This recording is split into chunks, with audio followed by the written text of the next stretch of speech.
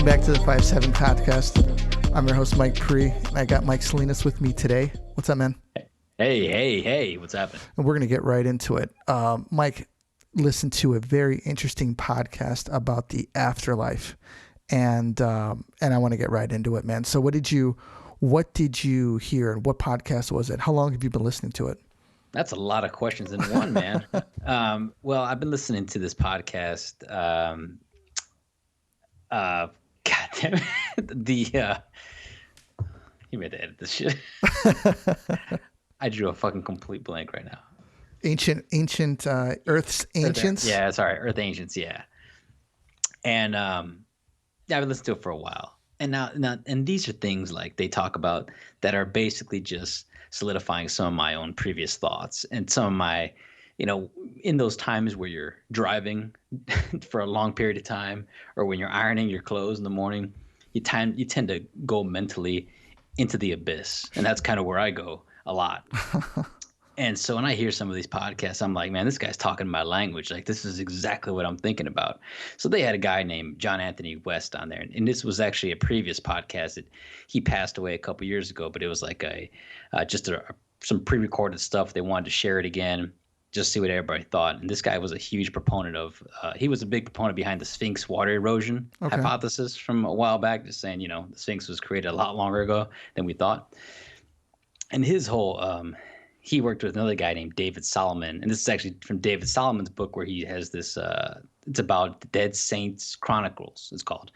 It's like a journey through Christian afterlife. And in that book, they reviewed 5,000 near-death experiences.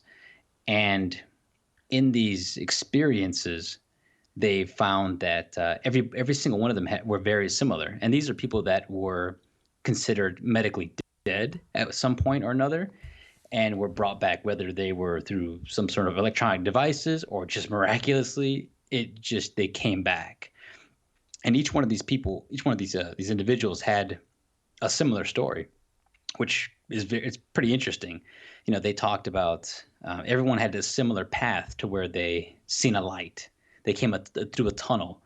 When they came out of that tunnel, they actually met their loved ones. They said they seen them. They had this state of euphoria where they felt so much peace that it was just unbelievable that when you got there, you didn't want to come back. Wow. And yeah, they said there's a couple levels though they go to, right? I mean, I think it depends how far the person was under or, before they were brought back to life. But then there's another stage where you go even further to where you see what we would call God or some sort of higher being. And sometimes in some of those cases, they got to review their life and they got to kind of go through some steps, and they had kind of seen the person they were. But not every case was that. I think some people only got that far, and that's kind of where they were told in some cases that you've got to go back. And that's kind of where the people that did experience that, they said they didn't want to come back. Like they didn't want to even, that they were in such a state of euphoria and peace that they said they didn't want to come back here. Did someone tell them that they had to go back? Yeah. They said this higher being was the one that told them. I think in some cases they probably just came back abruptly. Right. But when they got to that other state, to where they got to that next level where they got to meet the higher being, is where they said they have to come back.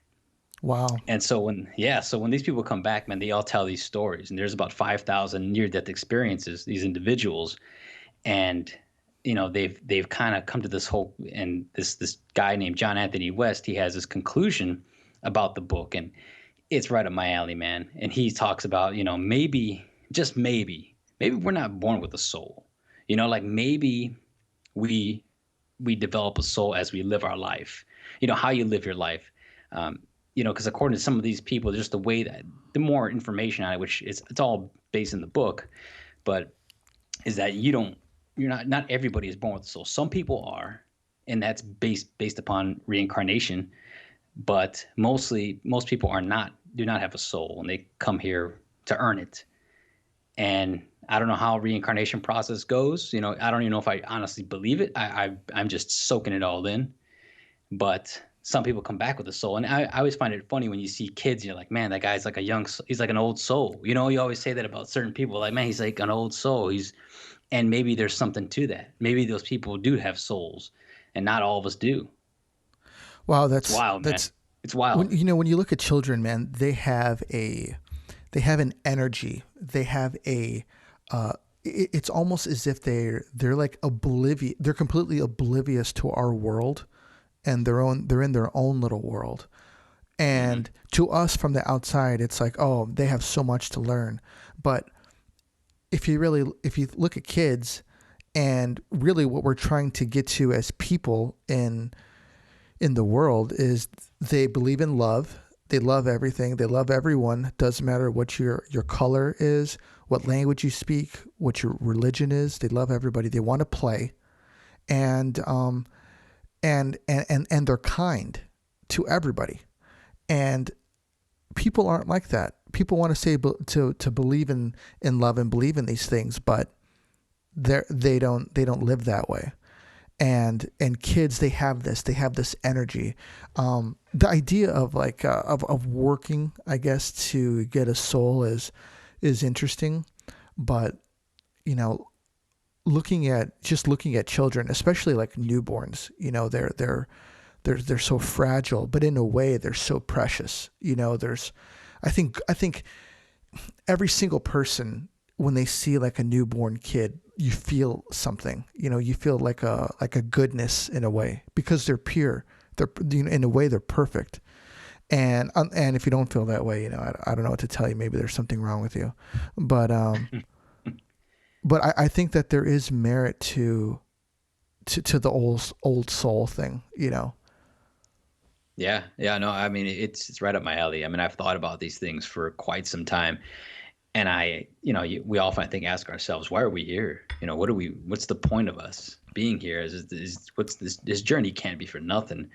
It's got to be something else. And the fact that these people, now that after they've experienced this, they no longer fear death. They don't fear anything because they know there's something better after this life. I mean, can you imagine that? Like, we have faith that there is. You know, we all believe there's going to be good, and as long as you live your life the right way, you're going to go somewhere, hopefully a heaven, and you're there, and you see everybody else that are no longer here. But imagine knowing that, like, Yeah. man. And you I know, tell you what. it's really interesting that you put it that way, because faith is pretty much the basis of all religion, isn't it?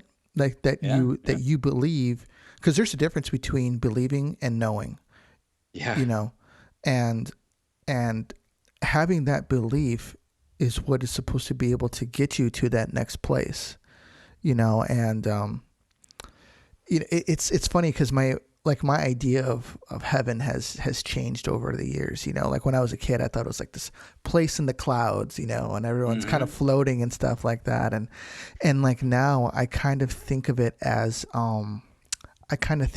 a place that you go to, and it's like the first like 77-degree day coming out of a Chicago winter, and you go Mm. outside and you kind of you got your jacket off, and it's warm, but it's not cold. You know, Yeah, the yeah. Oh the yeah. sun's hitting you, and it's warm, but it's not hot. You know, Yeah, and yeah. and you're like, wow, it's perfect out here. Like usually when it's like that, I'm like, man, these are days that are made for golf. You know, Yeah, and yeah. it's like that, and you get there, and it's everybody that you knew, everybody that you forgot about, and you see him, and you're like, you know, you see your parents, you know, you see your grandparents, you see their parents, and you're like, well, I heard stories about you, and it's like, well, why don't we get to know each other? You know, why don't we go sit down? You can drink beer, get buzzed up, and not get hungover. You know, you don't have to. You know, you can go eat. That is heaven. That's You know, you heaven. could There go we eat go. breakfast and not have to worry about what you eat. You know, and you're just eating just to eat, because it doesn't matter. You know, it's you just enjoy it. You know, and no, really, I mean, that's got to be heaven, man. You know, you can do whatever you Yeah. want. You know, whenever you want. No, you're not. There's no limits of time. You know, Hmm. like that's really. I just think that that's kind of what I think that it is. You get to see all your loved ones again. You know, Right. and the idea of going and not wanting to come back is what's really interesting, because self-preservation is something that everyone has innately, and you don't want to die. You want to live as long as you can. At least most people do. You want to live as long as you can. You don't want to die. The idea of dying and then going somewhere else, and you don't want to come back here is interesting. Like I wonder what that feeling is like. Yeah. Dude, to me, I think it goes even deeper. Now, I sometimes go into this stuff, man, and I go down some rabbit holes. But in ancient Egypt and in ancient some of these other, I don't know where, but there's obviously stone art. I'm trying to look up. I think it's the Olmec. Also, some of the carvings they found were that certain people were carrying in the Olmec times. They were carrying look like purses, look like little man bags. Yeah, it's interesting, but like not everybody's carrying them. And in Aztecs, some of their hieroglyphics, they show people carrying like what it looks like a cross with like a hook on the top. But it's not everybody carrying them. Like, what if those are the people that they've identified? They know who has souls. Like they said that they believe that may have some sort of spiritual. There's something deeper meaning into these bags, into these things that are being held, like that they knew about. Like, I think they were the people previous to these cycles before us, whatever they were. I think they were just, man, so much more in tune with their spirit as opposed to us being more in tune with our profile picture on Instagram. It's funny. Back then, what did you do? All that you could really do is believe in something and whatever your occupation was, and trying not to get killed. Yeah, look at the stars a lot, I guess. Yeah, I mean that's all that you really had to do. Now, I mean you look at us, you look at humans back then, and maybe spiritually they were probably more mature than we are today as people. People today they're just looking for something to be a part of and looking for something to believe in. Back then, everybody either believed in something or they didn't believe in something. There wasn't many people that were searching. Well, it doesn't seem like there was many people that were searching, and I'm just speculating. But right. Nowadays and today, there is so much to take up your time. Humans are processing so much information on a daily basis that it's almost as if that these people don't have time for God. That they're so busy thinking about these other things that they don't make time for it. And I think that's why, like, where we are as people today, maybe why spirituality is hurting because of technology and how far we've come with technology. Yeah. I think that's right on, right? Even like sports and all these other things that are completely distracting us from maybe the more important things. Yeah, we spend time on with TV and the media, and obviously social and anything else that's going on technology wise. It just completely it's completely preoccupying us from maybe some of the more important things. Technology has done so many great things for human beings. Like for instance, say you jump on Instagram and you go into the Discover tab. You'll find some people, man, that are creating some really good content. Some really, some really funny memes. Or people are drawing stuff, or they're taking pictures and manipulating them in these creative ways, and it's like, wow, this is so awesome that so many people have an outlet to this stuff. That they have a hobby. Like, oh yeah, I'm gonna go take this picture. And I'm going to edit it. I'm going to put it on my Instagram profile because that's one of my hobbies. I'm somewhat of a freelance amateur photographer, and people have these outlets that they didn't have before. Like, I think these are good things of social media. People getting in touch with each other, keeping in touch with each other, meeting new people on there that have similar hobbies that you do, and they're maybe helping you in a way, or you guys are able to talk and start a new group about, whatever it is that you're talking about or what your interests are. Like, these are positive things about social media. I think there's so many bad things that are highlighted by it, probably because of politics and people's narcissism and their constant need for attention really blows, kind of the good things out of the water. How do you think that, say, people back in the day felt about needing their lives to be validated compared to today. Yeah, like how far back you mean? Like Let's say 1970, 1940, and the 1900, like how it has changed. somebody that required that same validation, Or how how would did people, do you think, needed to feel validated? Wow, man. I don't think a lot of people did. I don't know. Car in 1970 is like, yeah, get a nice what car, kind of right? car did you have? That kind of set your social status, who you were as a person. Right. The, I think women, the way they kind of got pigeonholed early on, yeah, being you're gonna stay home, you're not gonna work, yeah, you're gonna cook, you're gonna clean. I think a lot of women were probably just miserable in general, but they knew that was quote unquote what they had to do, or that was the lifestyle that was intended for them. So they went along with the program. yeah. Not every woman did, and then if you strayed from that, you were looked at as a whore or something. Like you were bad mouthed pretty badly, right? If you were a woman of the night. Oh yeah, or if you didn't have a husband, they're like Yeah. try and find you one. What's wrong? What's wrong with her? She's 18. She doesn't got a husband I yet. What the know, hell's wrong with this lady? I know. That's brutal, man. And it goes like, why are you getting married so young for? You're only 26. What are you You're doing? only 40. Yeah, what's wrong with you? You got your whole life in front of you. You compare, and that's like in 1970. You go back to 1950, and that was like your destiny. Your destiny was to get married, have kids, and maintain the home. Shoot, man.